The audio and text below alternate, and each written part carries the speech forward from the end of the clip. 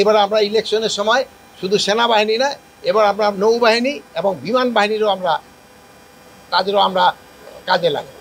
আমাদের যারা পুলিশ কর্মকর্তা অনুপস্থিত আছে তাদের ক্ষেত্রে আইন অনুযায়ী যেগুলি ব্যবস্থা নেওয়ার ওইগুলি কিন্তু ব্যবস্থা নেওয়া হচ্ছে।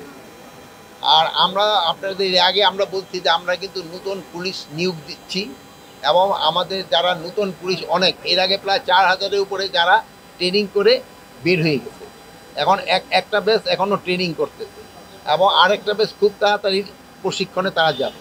তাছাড়াও আমরা অন্যান্য যে আমাদের বাহিনীগুলি রয়েছে এই জন্য ইলেকশনের জন্য তাদের একটা আমরা প্রশিক্ষণ দেব।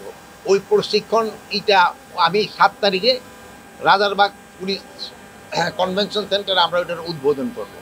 এবং শুধু পুলিশ না, অন্যান্য সব বাহিনীরই প্রশিক্ষণের ব্যবস্থা করা হচ্ছে ইলেকশনের আগে।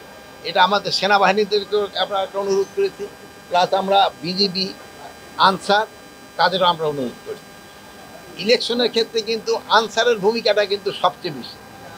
আইন শৃঙ্খলা বাহিনী আনসারের সংখ্যা একটা ইসে কি বলে কেন্দ্রে 10 জন করে থাকে হলো আনসার, এর মধ্যে হলো 6 জন পুরুষ আর 4 জন হলো মহিলা যাদের হাতিয়ার থাকে না, আর 2 জনে থাকে যারা হাতিয়ার সহ 12 জন। এবার আমরা করছি আরও একজন বাড়াই দেব, প্রিজাইডিং অফিসারের প্রোটেকশনের জন্য আমরা একজন আনসার ইউনিফর্ম পাঠাই দেব।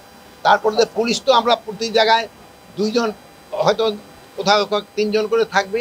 তারপরে ধরেন সেনাবাহিনী তো মোবাইলে থাকবে, তারপরে আপনার বিজিবি, কি বলে র্যাব, এবিবিএন, তারপরে আপনার কোস্টগার্ড, এরা তো সবাই থাকবে।